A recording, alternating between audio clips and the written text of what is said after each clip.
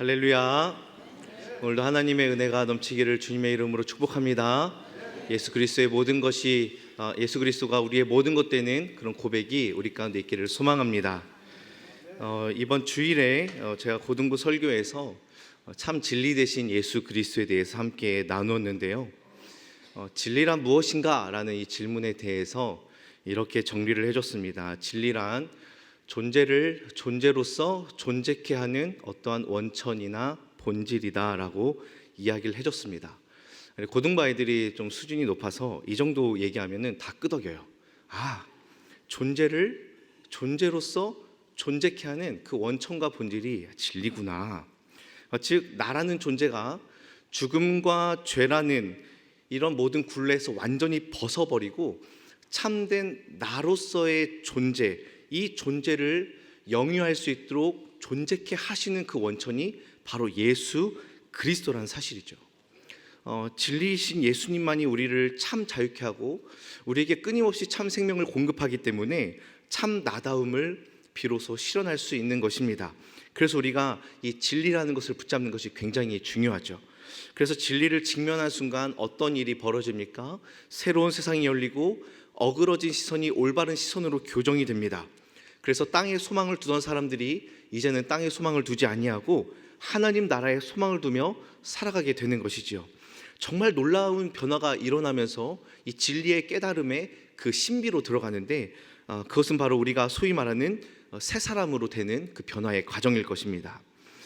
그런데 그리스도로 새 사람이 된 저와 여러분 우리 모두에게는 해결해야 될 과제가 여러 가지 있지만 그 중에 하나가 이겁니다.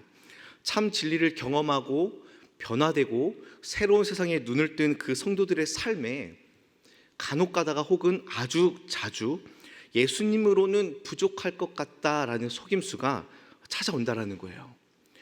예수님이 나를 새롭게 하고 나를 자유케 하고 나를 풍요롭게 하신다는 사실을 너무나 잘 알고 있는데 여전히 과거에 익숙한 옛 기준들과 그리고 또 옛 질서들이 우리 가운데 교묘하게 침투되어 온다라는 것이지요. 심지어 예수님을 자랑스럽게 여기면서도 동시에 새 속에도 깊이 빠져있는 그런 사람들도 있습니다.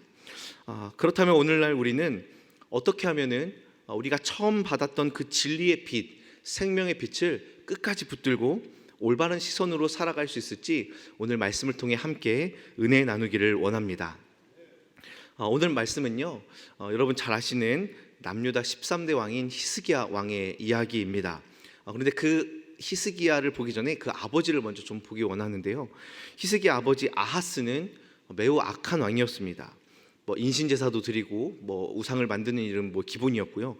특별히 그 다메섹에 있는 제단을 이제 보게 됩니다. 그 아수르 왕을 찾아갈 때 다메섹으로 가는데, 근데 그 우상에게 드리는 제단이 너무 멋져 보여서 그 설계도대로 예루살렘에도 이 제단을 만들게 합니다. 왜 그랬습니까? 말씀에 이렇게 나와 있죠. 다메섹 신들이 아수르를 도와줬으니 그 신에게 내가 제물을 드리고 제사를 드리면 그 신들이 나를 도와줄 것이다 라는 이 아하스 왕의 생각이었습니다. 그런데 참 신기한 것이 그렇다고 해서 이 아하스 왕이 하나님을 완전 버리는 것은 아니었어요. 열왕기하 16장 말씀을 보시면 이렇게 말합니다. 오직 놋 제단은 내가 주께 여쭐 일에 쓰게 하라 라는 말이 있습니다. 그러니까 여호와의 성전 기구들을 다 이제 제거하는 일을 감당했는데 하나님께 물어볼 일이 있으면 이 놋 제단을 쓸 거니까 남겨두라 라는 것이죠. 이처럼 이 당시에는 여전히 하나님을 섬기면서도 다른 우상을 섬기는 이 혼합주의가 아주 팽배했습니다. 사진을 한번 보시겠습니다. 이스라엘의 혼합주의를 아주 잘 나타내는 장소가 있는데 텔 아라드라는 지역의 이 지방 성소입니다.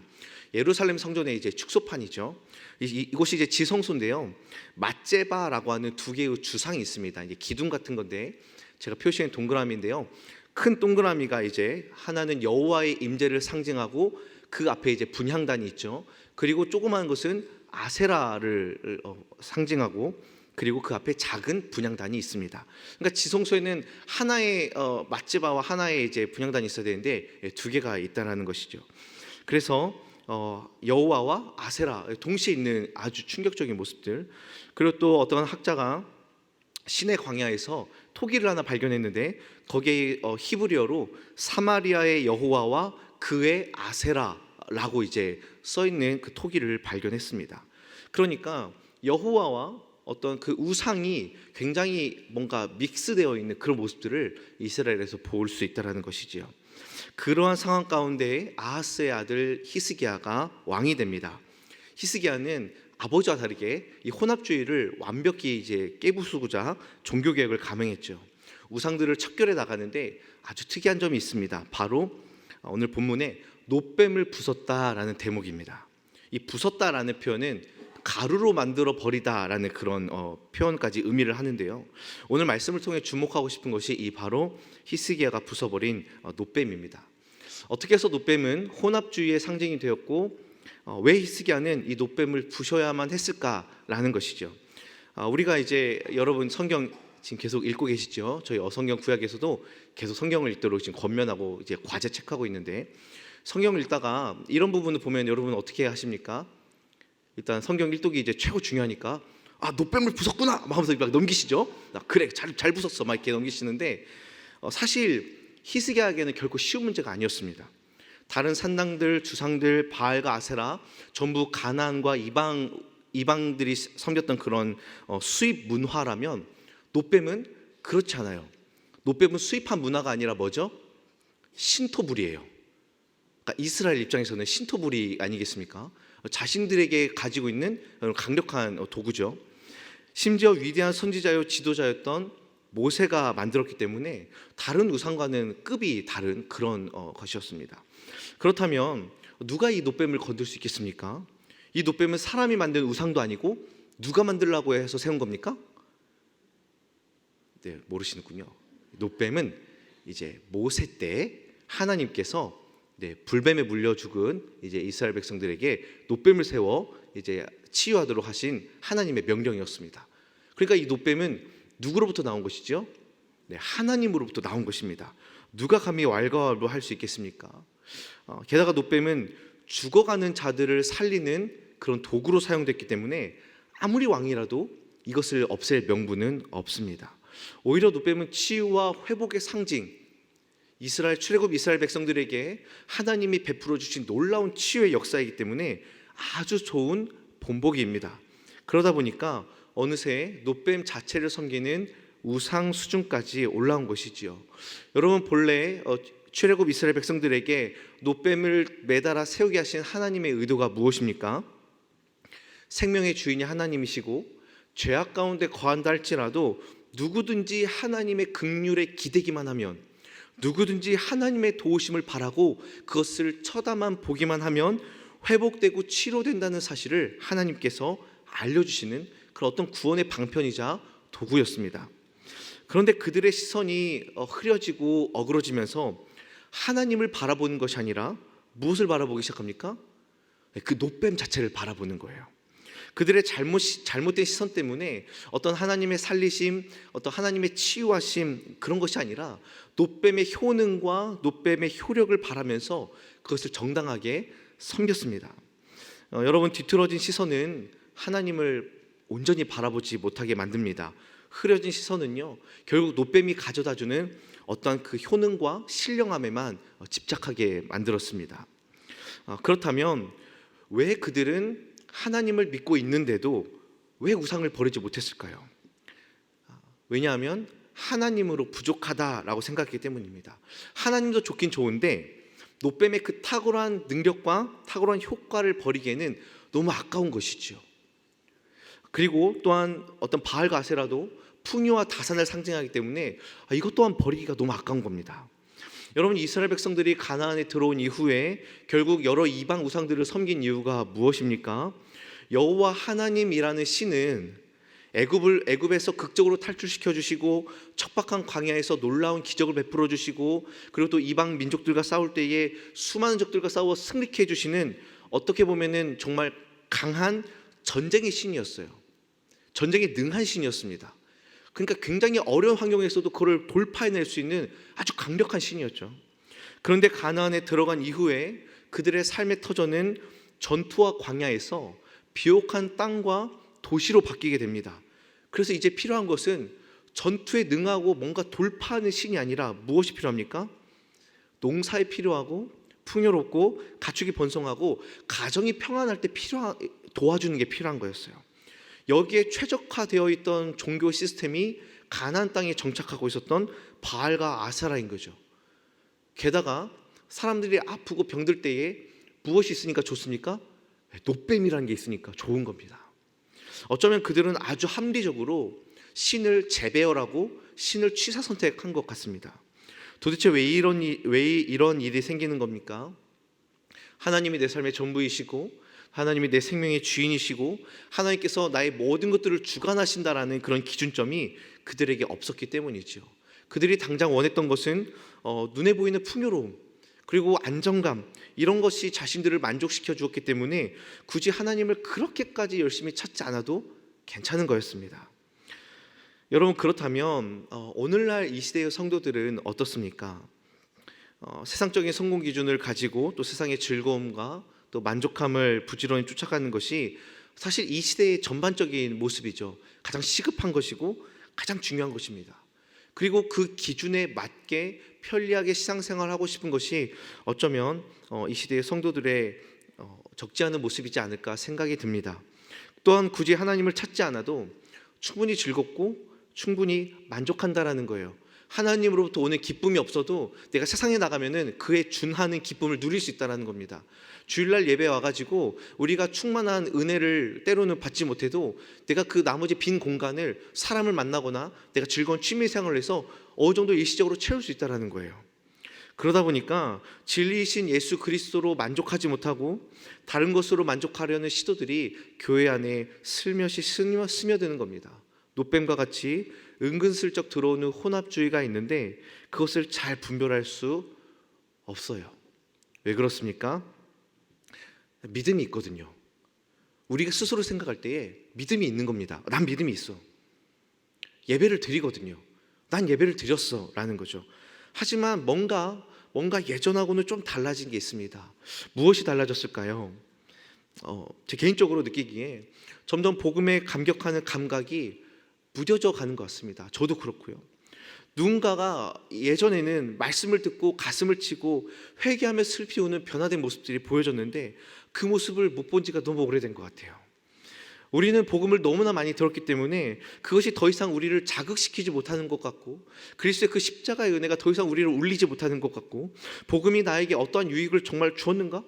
복음이 정말 나에게 대단한 이익을 가져왔는가라고 솔직히 계산기 놓고 셈하자 보면 보이지 않는 구원 외에, 보이지 않는 천국 외에 복음이 나에게 뭘 가져다 줬지?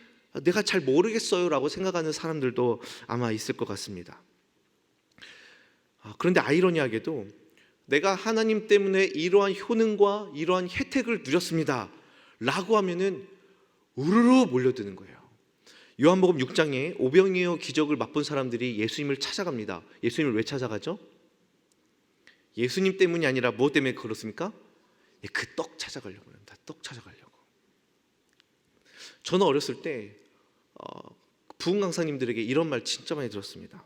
헌금을 많이 내면서 너의 믿음을 정말로 증명하면 하나님이 반드시 잘되게 해주신다. 자녀들 무조건 스카이 대학 간다. 물질의 축복을 받는다. 10평짜리 드렸더니 20평 주시고 20평짜리 드렸더니 30평 주시고 그런데 강사 목사님은 지금 60평짜리 사는 거예요. 어린 제가 이걸 들을 때 어떻게 했습니까? 돈이 없는 저희 가족이 원망스러운 거예요. 난 실패했다. 우리 이렇게 못 드리는데. 실제로 제가 8평, 10평 산 적이 있거든요. 이걸 들으면 우리 가족 어디 가지? 이런 생각이 막 어린 마음에 드는 겁니다.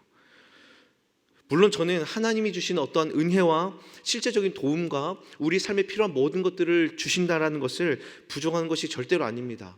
다만 무엇을 말하고자 하냐면 하나님을 바라보지 못하고 그 노뱀만을 바라보는 그 잘못된 모습들이 어느새 교회 안에 스며들고 있다는 것이죠. 기독교 세상의 함정에 빠지다라는 책에서 예수 믿는 이유를 완전히 바꾼 세속적인 사상 중에 하나를 실용주의로 꼽고 있습니다. 여러분, 실용주의는 굉장히 긍정적인 측면도 많고 또 이 사회를 또 굉장히 건설적으로 움직인 중요한 사상입니다. 그러나 사실 생각보다 굉장히 위험해요. 왜냐하면 실용이라는 이 기준이 옳고 그름을 판단하기 때문입니다. 실용적이면은 선한 거예요. 실용적이지 않으면은 악한 겁니다. 그러니까 사람을 어떤 기준으로 따집니까? 실용주의에 근거해서 너는 쓸모 있으니까 좋은 사람, 굿맨이에요. 너는 실용적이지 않고 너는 쓸모 없으니까 배드맨이에요. 나쁜 사람이라고 취급해 버립니다. 그 책에서 이렇게 말합니다. 실용주의가 교회에 깊이 들어오면서 기독교 신앙의 핵심인 예수를 믿는 이유도 완전히 바뀌었습니다. 이제 사람들은 하나님이 살아계시다는 증거를 내가 원하는 것을 얻도록 돕느냐 안 돕느냐에서 찾습니다. 하나님의 존재를 실효성에 따라 파악하려는 심각한 왜곡이 일어나고 있는 것입니다 라고 말을 합니다. 나에게 실용적이면은 살아계신 하나님으로 인정하는 거죠.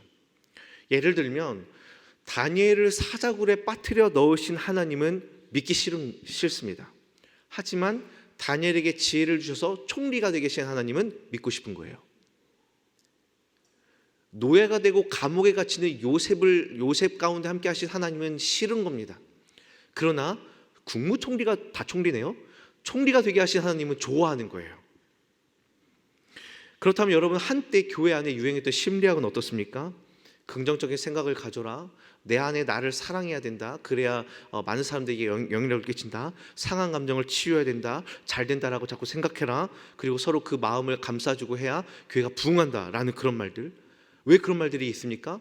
성령님이 하실 일들을 내 심리적으로 치유시키고자 하는 그런 반응이죠. 부족해서 그렇습니다. 나아가서 신비주의에 휩싸인 신사도 운동은 어떻습니까? 복음으로 부족하니까 뭔가 더 초월적인 것을 추구하는 거예요. 이렇게 기도하는 그 문구를 봤습니다.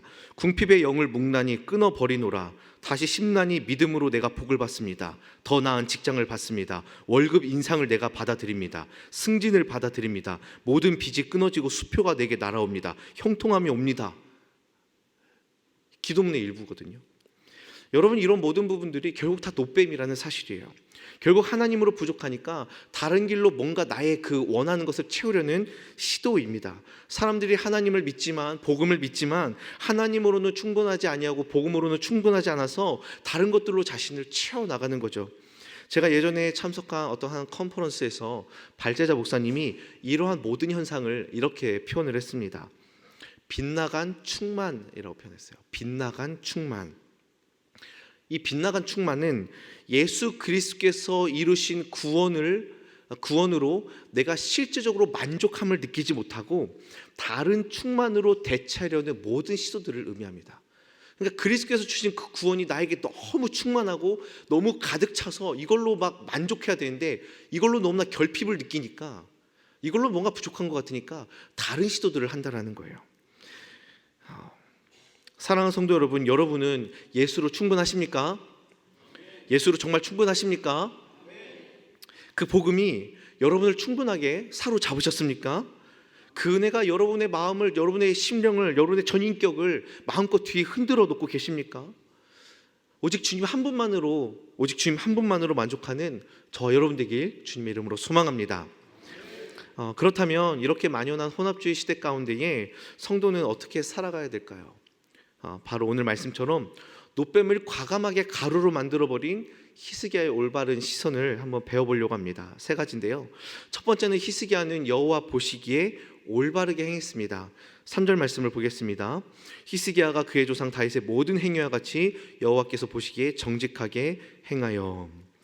다윗과 같이 여호와 보시기에 정직하게 행했다라는 평가를 받은 왕은 아사, 히스기야, 요시야밖에 없어요. 그러니까 여호와 보시기에 정직하게 행하였다라는 왕들은 많이 있습니다. 그러나 때로 어떤 왕들은 여호와 보시기에 정직하게 행하였으나 다윗의 길로는 행하지 못하였다, 이렇게 부족한 평가를 내리기도 하거든요. 그러니까 이 다윗이라는 타이틀을 얻는 것은 굉장히 쉽지 않은 일이었습니다. 다윗이라는 말이 들어간 것은 무슨 뜻입니까? 온전히 하나님의 다스림을 받고 하나님의 뜻에 따라 움직이려고 최선을 다했다라는 거죠.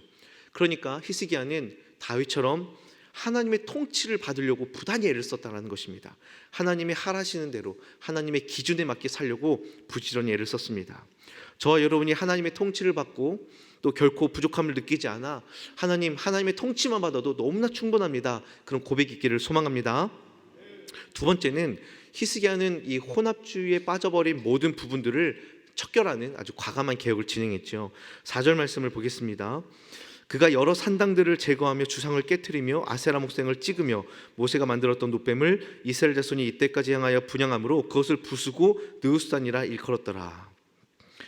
여러분께서 말씀을 성경을 쭉 읽다 보시면 아시겠지만 여호와 보시기에 정직히 행한 왕들도 산당을 부수지 못한 왕들이 꽤 있습니다.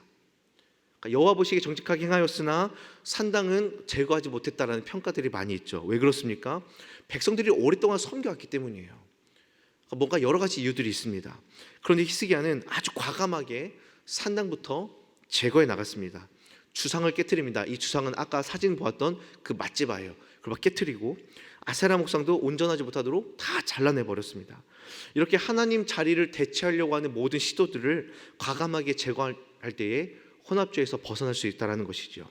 마지막 세 번째로 히스기야는 하나님과 연합했습니다. 우리 6절 말씀을 같이 읽겠습니다. 시작.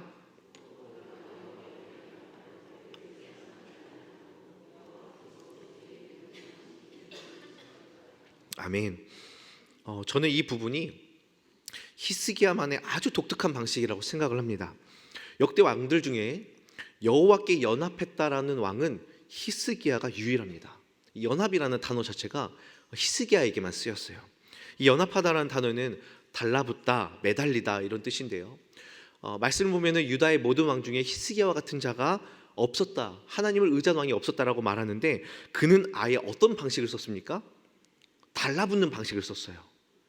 그러니까 하나님, 제가 주님을 의지합니다, 내가 주님을 바랍니다 이 정도가 아니라 어떤 방식으로 독특하게 했다고요? 아예 달라붙어 버리는 거예요. 그리고 떨어지지 않는 겁니다. 그렇게 해서 하나님을 온전히 의지하고 신뢰했습니다.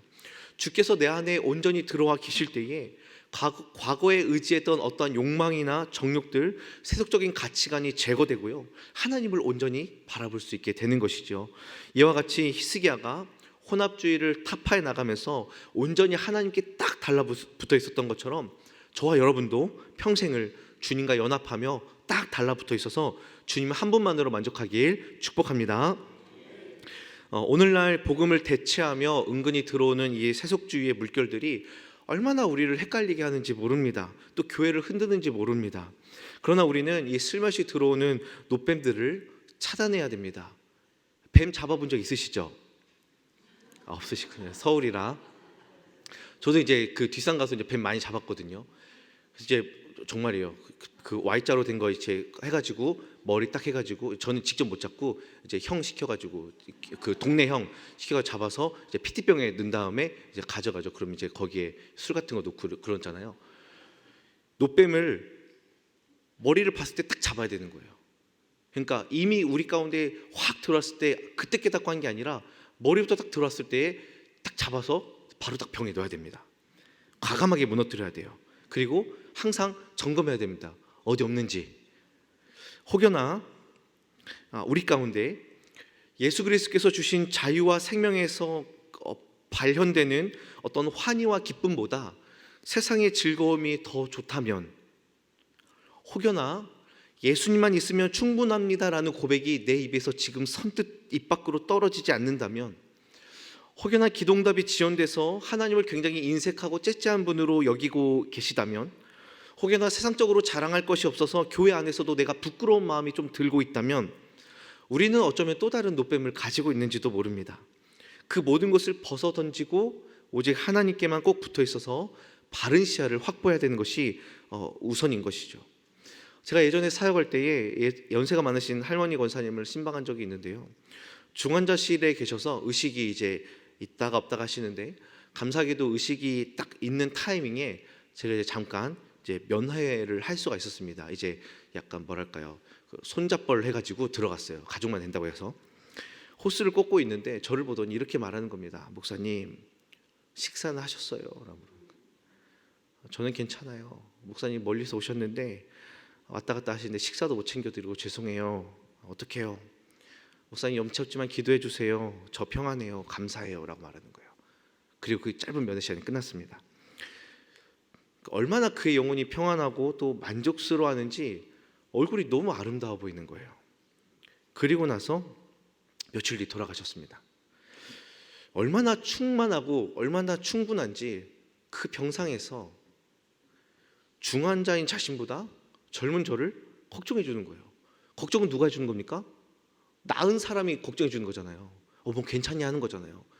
중환자실에서 호흡 고 계신 분이 괜찮습니까? 이렇게 물어보는 거예요. 그때 제가 느꼈습니다. 주님만 바라보고 계셨구나. 시선이 딱 고정됐구나. 주님이 그 마음을 다 채워주셨구나. 그러니까 주변이 이제 보이는 거죠. 너무나 명확히 알 수 있었습니다. 세상의 부귀영화와 건강이 감히 그의 심령을 채워주지 못한다라는 사실을 뭔가 몸소 체험하게 되었어요. 그 어떤 것도 그분의 마음을 만족시킬 수 없구나. 오직 하나님의 은혜가 그분을 너무 만족시키고 있어서 병상에 있지만 너무 감사하고 있구나라는 것을 깨달았습니다. 이처럼 우리가 항상 주님의 마음으로 만족하고 또 주님만 올바르게 바라보면 우리는 날이 갈수록 변화될 줄로 믿습니다. 우리는 바뀌게 될 것입니다. 어떻게 바뀝니까? 순수하게 하나님을 바라보는 마음으로 그리스도를 아는 지식이 가장 고상하다라고 여기는 그런 믿음으로 십자가와 복음이 가장 고귀하고 순결하다라고 고백하는 입술로 곁눈질 하지 아니하고 따뜻하게 희생하고 뭔가 감내할 줄 아는 그런 용기로 또 낮아질 줄 알고 그것을 기뻐하는 겸손함으로 부하지 않아도 그리스도의 충만함으로 또한 그것을 받아 부유함을 나눠주는 사랑으로 우리는 반드시 변화될 줄로 믿습니다. 우리는 바뀌게 될 줄로 믿습니다. 우리의 올바른 시선이 그리스도로 말미암아 충만하게 될 것을 믿습니다. 여러분, 성도는 순수하게 하나님을 따르고 말씀 앞에 순전할 때, 말씀을 지키고자 몸부림치고 그리고 때가 되어 그리스도 앞에 겸손히 나아갈 때, 그때 가장 아름답고 가장 복되고 가장 주의 영광의 빛을 찬란히 비추게 될 줄로 믿습니다. 히스기야가 하나님을 떠나지 않고 계명을 신실히 지켰을 때에, 그가 왕이 되자마자 과감하게 개혁을 실행했을 때에 그는 왕이 아니라 하나님 앞에 순전한 성도였어요. 말씀을 빗나가게 하는, 말씀을 왜곡시키는 그 어떠한 다른 것들을 추구하기보다 하나님 말씀의 순수성을 지키시고 말씀과 기도로 거룩함을 채워 넣으셔서 하나님 앞에 아름다운 성도, 순전한 성도, 순수한 성도로 서시길 주님의 이름으로 축복합니다.